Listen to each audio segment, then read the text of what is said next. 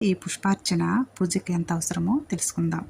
పూజ అంటే కేవలము చేతులు జోడించడము కాదు, ఆత్మను పరమాత్మతో అనుసంధానించే ఒక ఉన్నతమైన ఆధ్యాత్మిక ప్రక్రియ. ఇది మనకి తెలుసు కదండి. ఇందులో ప్రత్యేకమైన పాత్ర పోషిస్తాయి పువ్వులు. వాటి రంగు, పరిమళం, సున్నితత్వం, శోభ వంటి 4 ముఖ్యమైన లక్షణాలు అద్భుతంగా కలిసిపోయి దేవుడి పూజలో విశిష్ట స్థానం పొందుతాయి. పుష్పము దేవప్రియతరం అని పురాణాలు చెబుతున్నాయి. దేవుడు పూలనే ఎక్కువగా ఇష్టపడతాడని దానికి అర్థం. పువ్వు మన హృదయ భావానికి ప్రతీక. ఆయుర్దాయం చాలా తక్కువ అయినప్పటికీ పువ్వు విరిసే క్షణం నుండి తన జీవన ప్రయోజనాన్ని నెరవేర్చుతుంది. భక్తుడి జీవితం చాలా ఉండాలని చెబుతుంది. భగవంతుడి పాదాలపైన ఉంచినట్లు మన విశ్వాసాన్ని సమర్పించడమే భక్తి మార్గము. పూజలో పువ్వులను ఉపయోగించడానికి సమర్పణ భావం. ఆ సమయం